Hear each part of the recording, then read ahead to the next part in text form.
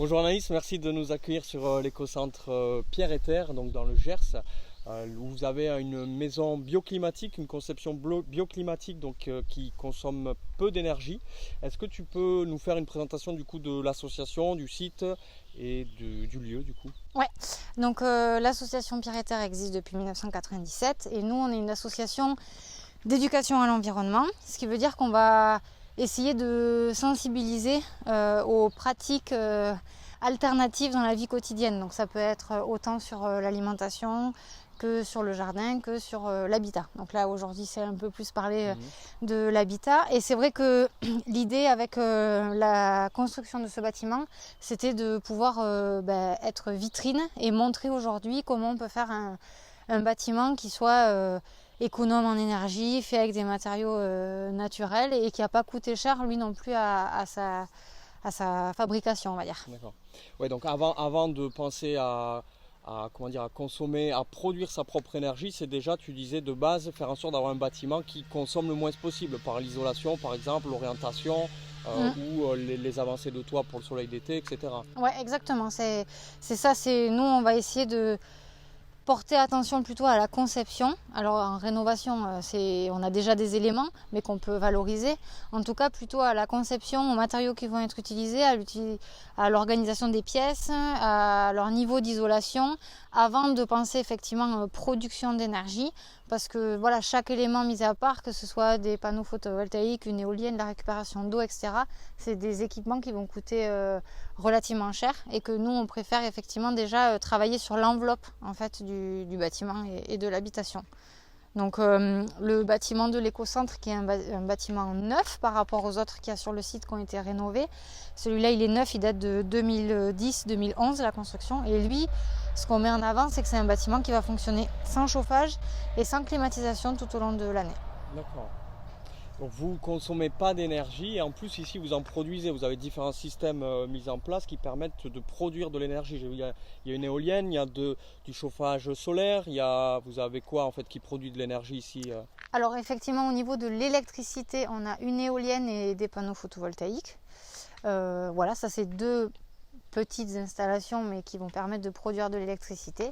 Et après on a ce qu'on voit sur la toiture donc végétalisée là-bas, c'est des panneaux solaires thermiques qui eux font de l'eau chaude, qu'on peut se servir soit en eau chaude sanitaire pour la douche et nous la particularité c'est que c'est envoyé dans un gros mur en terre qui est un mur en pisé qui est à l'intérieur. Et après au niveau de l'eau, on a de la récupération d'eau de pluie, du coup on n'est pas raccordé au réseau d'eau sur le bâtiment, on est en récupération d'eau de pluie donc jusqu'à la potabilisation. Et après, on a un système de toilettes sèches associé à des filtres plantés pour ce qui est assainissement. D'accord. Vous êtes en récupération, enfin vous buvez l'eau de pluie ou comment? Ouais, vous buvez l'eau de pluie. Ah ouais, d'accord. Ouais. Et on peut la boire directement, il n'y a pas besoin de. Si, il y a plusieurs filtres qui permettent de consommer l'eau.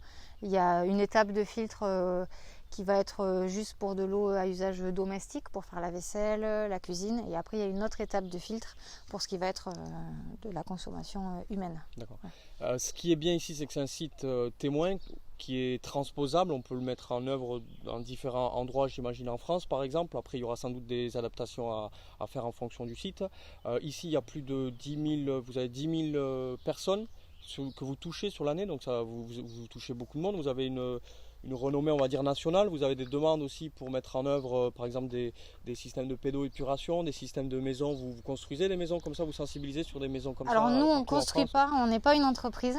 Effectivement, nous, on va avoir un rôle de sensibilisation, d'information. On dit qu'on travaille avec la construction progressive. C'est que la première étape, c'est l'information. On fait des visites guidées. Le site, il est ouvert au public. Donc, ça veut dire que vous pouvez venir n'importe quand, en semaine, ou alors à des dates précises. Après, on fait de l'animation. Donc il y a plus de 80 dates qui sont proposées tout au long de l'année sur les thématiques dont on a parlé tout à l'heure, que ce soit l'habitat, l'alimentation, le jardin. Et après, il y a la dernière étape, c'est celle de l'accompagnement. Donc c'est si là vraiment vous avez un projet et que vous avez envie d'aller plus loin, nous on essaye de transposer en fait ce qu'on fait ici de manière concrète chez vous. Donc effectivement sur ces trois pôles, entre les gens qui viennent ici et ceux chez qui on va, ou les salons, ou les animations, tout ça, on va toucher à peu près 10 000 personnes sur l'année. D'accord. Est-ce que ça coûte moins cher de faire une maison comme ça par rapport à une maison classique qui va consommer beaucoup d'énergie ou ça coûte peut-être plus cher au début et après on économise La fameuse question. Non, bien évidemment, c'est important.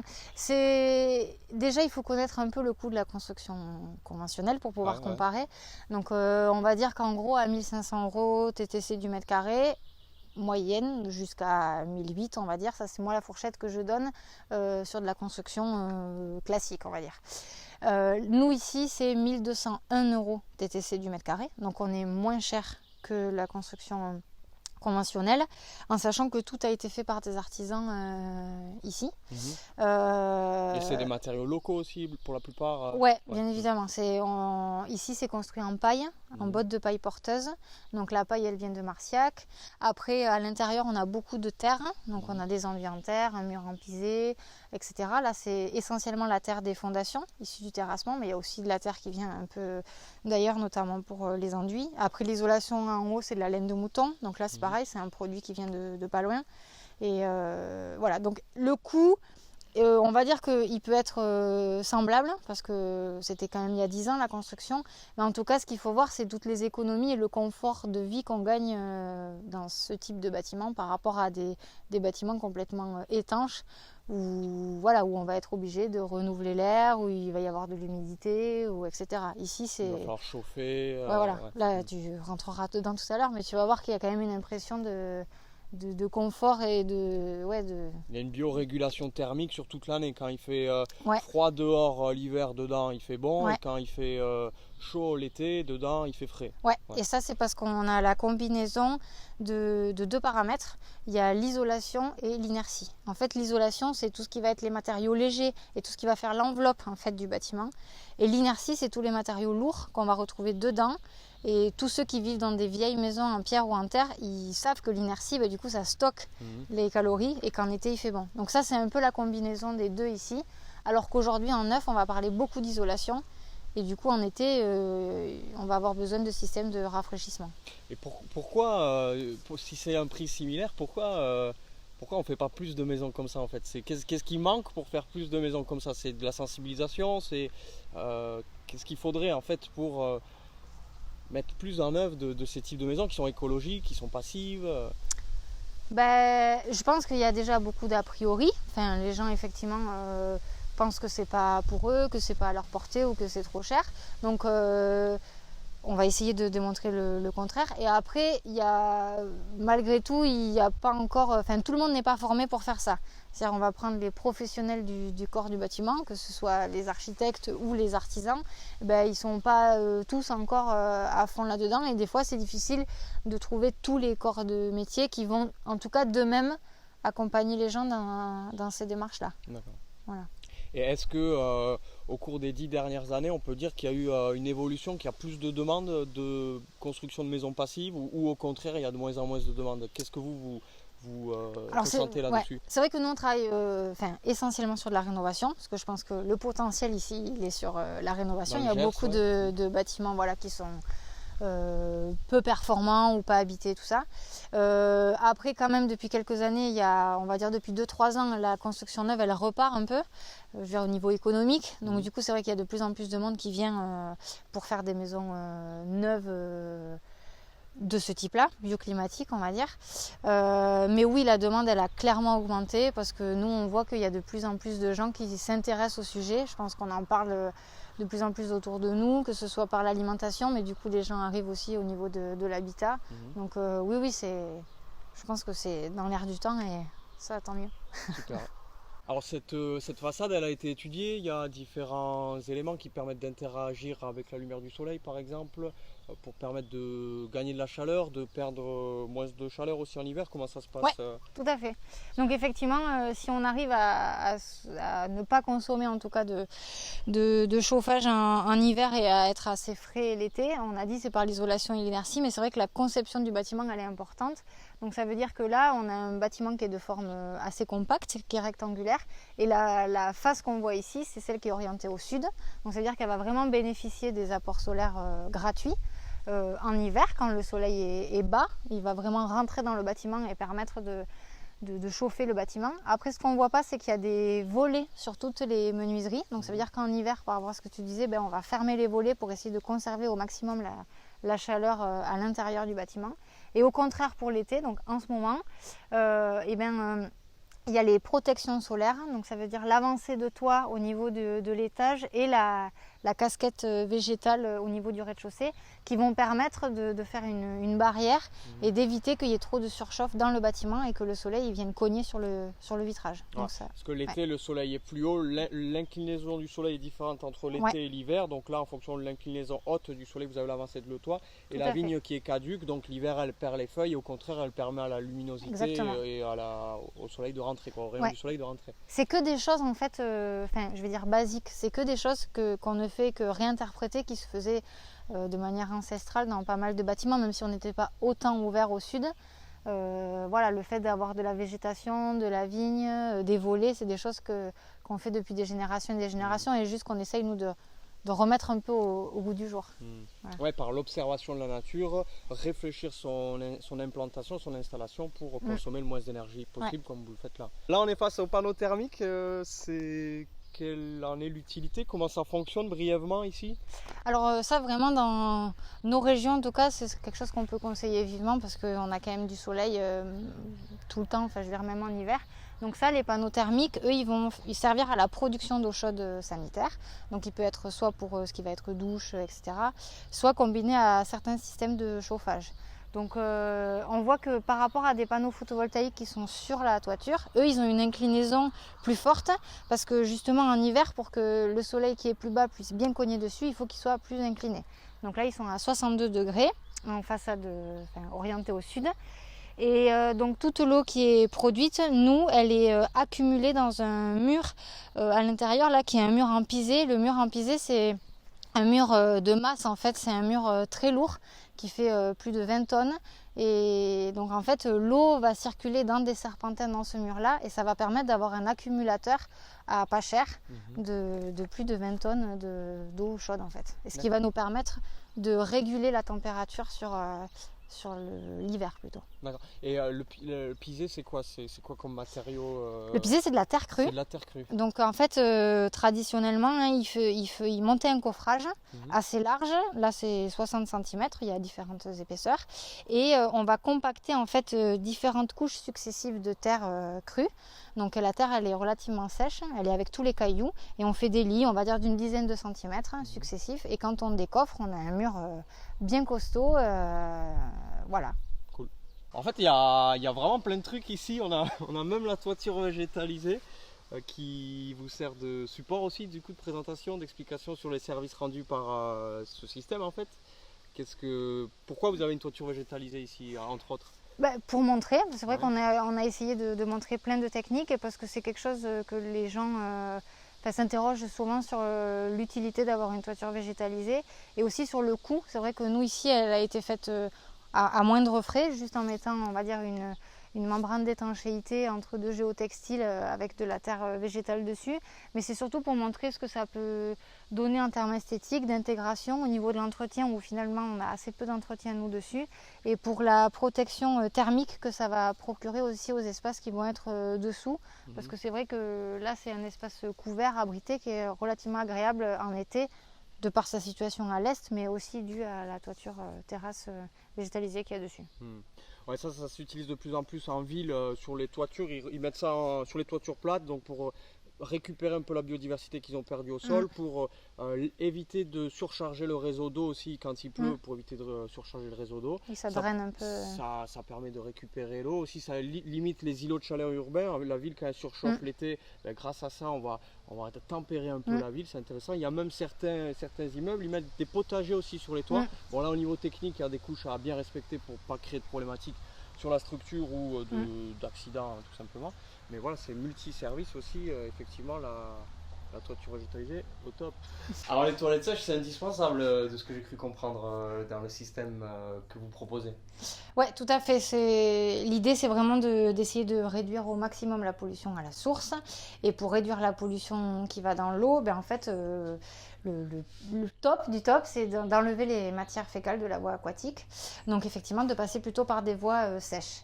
Après, quand on parle de toilettes sèches, souvent les gens, ils ont l'image, parce qu'en plus, elles sont aujourd'hui beaucoup utilisées dans les événements culturels ou autres, c'est les toilettes Assure. Et c'est vrai que ces toilettes-là, elles vont demander quand même de la gestion et de la maintenance. Donc il va falloir avoir de la sûre, vider un seau, on va dire régulièrement, 1 à 2 fois par semaine sur un tas de compost à l'extérieur. Et il y a des gens qui ont envie de passer aux toilettes sèches sans pour autant avoir ces contraintes entre guillemets de maintenance. Donc nous, c'est vrai que ce qu'on va préconiser quand c'est possible, et en tout cas dans des lieux publics, c'est d'avoir des toilettes en fait avec un composteur maçonné sous la toilette. Donc au lieu d'avoir à vidanger le seau sur la toilette, en fait on a le composteur dessous. Et pour gérer les odeurs, on va avoir un système de ventilation. Donc il va aspirer l'air de la pièce, passer par le composteur et être extrait en toiture. Donc ça veut dire qu'on n'a plus d'ajout de sûre après chaque passage. Il y en a juste au démarrage dans le composteur. Et pour vous donner une idée sur ce type de toilette, donc ici on est quand même un lieu public où on reçoit du monde, où il y a des événements, il y a du passage.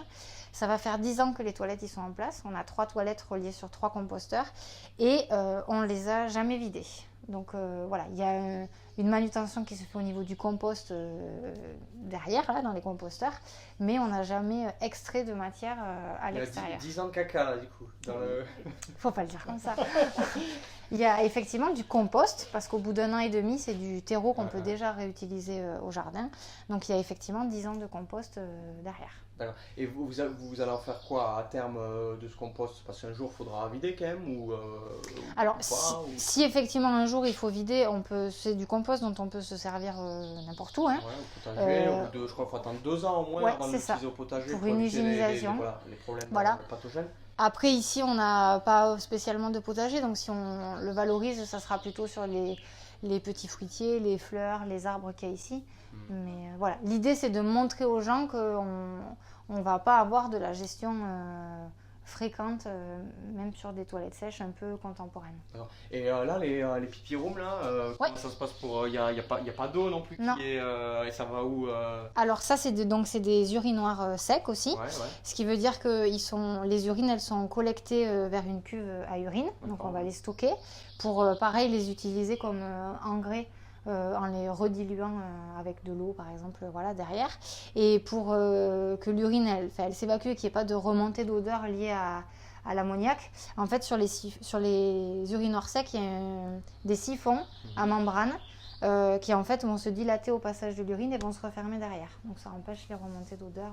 Et ça c'est des projets, si tu cherches un peu même au niveau national et tout ça, il y a vraiment une idée de valoriser en fait nos excréments, que ce soit l'urine, les matières, parce que c'est de l'or vert aussi. Voilà, c'est de l'engrais. Quand on marche par terre dans la forêt, on marche du caca, et pour parler un peu vulgairement, c'est ce qui permet d'enrichir la terre et de la rendre fertile. Tout à fait, donc c'est vrai qu'il y a vraiment l'idée de réutiliser ces matières-là, sans passer par des industries, et d'essayer du coup de les collecter de manière séparée ou pas pour pouvoir les valoriser ensuite. Super. Ouais, il y a tout un panel de matériaux là qui vous sont utiles quand vous faites les visites. Vous montrez les différents matériaux qu'on peut utiliser dans les constructions, j'imagine. Et vous avez déjà des matériaux spéciaux utilisés là. Si tu peux nous expliquer un peu tout ça. Ouais. Ce qu'on disait tout à l'heure quand on était dehors, on parlait isolation et inertie. C'est vrai que ça peut être des mots un peu techniques où les gens ne se rendent pas compte. Donc c'est vrai qu'on va avoir ces matériaux-là à disposition pour montrer un petit peu des matériaux légers, des panneaux d'isolant de laine de bois qui sont différents de la paille qu'on a utilisée nous ici. Et après, si on arrive à avoir cette température qui est agréable, on va dire là à l'intérieur par rapport à la température extérieure d'aujourd'hui qui doit avoisiner les 28-30 là, donc on a dit tous les matériaux lourds et toute l'inertie qu'on va avoir dedans. Et donc c'est vrai que, je le montre, mais l'inertie ça va être par exemple ces briques de terre crue qu'on va retrouver et qui vont faire du stockage. Donc c'est vrai que ça peut nous permettre de montrer un peu aux gens, que les gens y touchent, ils se rendent compte un petit peu de la densité des matériaux, de leur qualité. Et après, ici, on a vraiment envie que ce soit un bâtiment démonstratif. Donc les gens, ils peuvent venir voir qu'on utilise du bois qui n'est pas traité, comme du Douglas par exemple, pour faire la structure, qu'on va utiliser effectivement de la terre mélangée à du sable, tout simplement, sans chaux, sans ciment, sans rien du tout, pour faire tout ce qui va être les enduits, qu'on peut utiliser en alternative au carrelage, effectivement des tomètes de terre cuite juste jointées avec de la chaux. Enfin voilà, l'idée c'est vraiment de montrer ce qui peut être utilisé à l'intérieur sans utiliser tous les produits classiques, colle, PVC, etc. de synthèse qui peuvent abîmer la qualité de l'air à l'intérieur aussi, quoi. Ces produits naturels, locaux et qui permettent, ici il fait bon, il fait combien de degrés là à l'intérieur Alors je sais pas, faudrait qu'on regarde avec le petit thermomètre. Je pense qu'il doit faire 20, je dirais 24, 23, 24, 22 peut-être même. J'aurais dit moins, c'est 22, je sais pas, j'ai pas le truc. Non, peut-être 22, ouais. Et là, il y a la petite fenêtre, c'est marrant, c'est démonstratif, c'est pour voir en fait le mur, vous avez la fenêtre pour montrer comment est fait votre mur. Donc derrière la paille, il y a quoi? Après c'est la paille et après là et ça, c'est quoi? Alors exactement, nous l'idée c'est, comme je disais, c'est toujours de pouvoir montrer et que les gens se rendent compte de ce qu'il y a. Donc effectivement, la particularité ici c'est qu'on est en botte de paille porteuse, ça veut dire qu'on n'a pas... Il n'y a pas une ossature bois en fait qui va tenir le toit, c'est vraiment les bottes de paille en elles-mêmes qui font la structure du bâtiment. Et donc là on a un soubassement, après on a 2 bottes de paille, ça va faire un niveau. Après on a ce qu'on appelle une lisse intermédiaire et à nouveau 2 bottes de paille pour faire l'étage. Et donc la botte de paille elle fait 70 cm d'épaisseur. Et à l'intérieur on a des enduits en terre, comme je disais, qui vont être, on va dire, idéales pour tout ce qui va être régulation de l'hygrométrie, de l'humidité. Ça fait respirer quoi. C'est un matériau perméable à la vapeur d'eau, donc effectivement qui laisse respirer le mur et qui va emmagasiner, on va dire, la condensation que nous on va produire dans un habitat. D'accord. Voilà. Et après à l'extérieur, il y a plutôt des enduits à la chaux aérienne qui vont permettre de protéger le mur des intempéries. Et après ce qu'on voit là, les différentes texture, on va dire, c'est qu'avec des enduits terre, il y a une multitude de finitions et de couleurs possibles. Et ce qu'on a essayé de montrer, on peut avoir quelque chose avec du grain et voir quelques fibres, comme quelque chose de très lissé. Effectivement, après, il y a des couleurs qui existent. On peut aller vers des ocres, des rouges, des jaunes. Donc voilà, c'est un petit peu montrer ce qui est possible. Cool. J'ai peut-être mal compris, mais tu dis que c'est les pailles qui sont porteuses, non? Oui. La maison tient par la paille? Oui, ouais. Il n'y a pas des poutres en bois quelque part qui... Non. C'est que de la paille qui tient la maison. Hein. Exactement. Là, les autres poteaux en bois qu'on peut voir ici, ils vont soutenir uniquement le plancher de l'étage. Et c'est vrai que qui dit construction en paille, les gens, et c'est normal parce que c'est les plus développés, ils vont penser à la construction en ossature bois, où la paille, elle va juste servir de remplissage et d'isolant. Il y a aussi d'autres techniques avec la paille porteuse qui sont un peu moins développées, mais où la botte de paille elle est utilisée comme maçonnerie en fait et comme structure du mur. Donc ici c'est ça, ce qui fait qu'on a utilisé moins de bois quand même pour la structure générale du bâtiment. D'accord. Vous pouvez voir à l'intérieur du bâtiment que, toujours pareil, dans l'idée de montrer ce qui est possible, on a tout un tas d'éléments qui sont visibles ici. Alors c'est vrai qu'on a quelques fours solaires ou quelques cuiseurs pour montrer un peu ce que peut être la cuisine solaire. On a plein de modèles de toilettes sèches en exposition pour montrer les différents types de toilettes à séparation, assure, celle qu'on voyait tout à l'heure avec reliée à un composteur, gravitaire ou pas.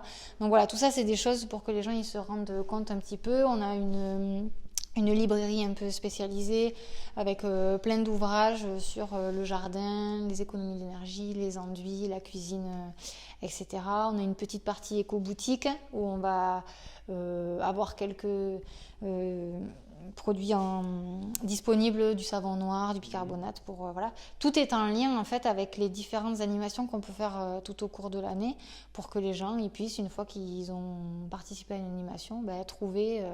de la documentation ou des éléments qui s'y rapportent. Ouais, en fait, moi, ce que je trouve bien ici, donc là, j'ai le sourire parce que je suis super content d'être là. On voit que c'est un lieu qui est quand même hyper éthique, qui est hyper pédagogique aussi, parce qu'effectivement, il y a plein d'éléments mis en œuvre, et puis que ce soit dans le jardin, autour de le jardin, sur la maison et à l'intérieur aussi, on voit plein de systèmes de démonstration où on peut toucher les matériaux, les voir, et c'est hyper pédagogique, c'est génial, ouais, super. Ouais, c'est vraiment, c'est bien de le souligner, mais tout ce qu'on va dire et tout ce qu'on va véhiculer, ça va être disponible sur notre site internet avec tout un tas d'outils pédagogiques et de publications qu'on fait. Et après, c'est vrai que le bâtiment, pour nous, il faut qu'il serve et il faut qu'il puisse être support d'animation ou des collectivités qui ont envie de faire des choses un peu différentes, qui puissent se rendre compte en fait que c'est possible de faire différemment et que nous, on va essayer au maximum de les accompagner, de les encourager dans cette voie. Cool. Ici, vous avez un type d'isolation, mais de ce qu'on voit en se baladant sur le site, il existe plein de types d'isolation. En fait, il y a différents, vous les exposez là, il y a différents supports pour toucher, pour visuellement se rendre compte des épaisseurs, des types de matériaux. Ouais, effectivement, c'est vrai que nous, on a fait certains choix dans le bâtiment. On a choisi la paille, on a choisi la terre. Mais bien évidemment, si on est en rénovation ou même en construction neuve, il y a d'autres possibilités qui s'offrent à nous. Et ici, avec ce qu'on a appelé la matériothèque, on a voulu montrer des maquettes en fait grandeur nature de ce qui était possible. Donc on va avoir de l'isolation par l'extérieur avec du bardage ou des enduits. On va avoir différents complexes de sol là-bas qu'on peut faire en construction neuve, ou effectivement différents types de murs à ossature bois avec de la paille ou de la ouate de cellulose. Donc c'est un petit peu pour... et encore, il n'y a pas tout, hein, mais c'est un petit peu essayer de brosser les différentes possibilités techniques qui s'offrent à nous. Voilà. Et encore, bon là, dans cette vidéo, on a montré différents éléments qu'on peut voir sur le site, mais comme je disais tout à l'heure, en fait, c'est un petit panel de tout ce que vous avez ici. Il y a vraiment plein de choses. Et pour le découvrir, vous faites des visites guidées qui durent 2 heures ou comment ouais, ça se passe? C'est ça. En tout cas, nous, c'est la première approche avec les gens qui ont envie de nous rencontrer, de savoir ce qu'on fait. On propose effectivement des visites guidées tous les premiers vendredis du mois à 15h30. Et donc, c'est gratuit. Les gens viennent et effectivement, on va passer 2 heures, 2 heures et demie ensemble pour vraiment essayer d'expliquer la vision, on va dire, de l'association et comment on peut vous amener à réfléchir chez vous à des manières de faire différentes. On est beaucoup à l'association, on est 7, donc il y a toujours, on est 7 salariés avec des compétences très variées et on peut tous vous accueillir et vous accompagner dans vos projets. Ok. Voilà. Ben, moi, en tout cas, je vous remercie de m'avoir accueilli, d'avoir donné le temps aussi pour me faire découvrir ce site et voilà. Merci beaucoup. Merci.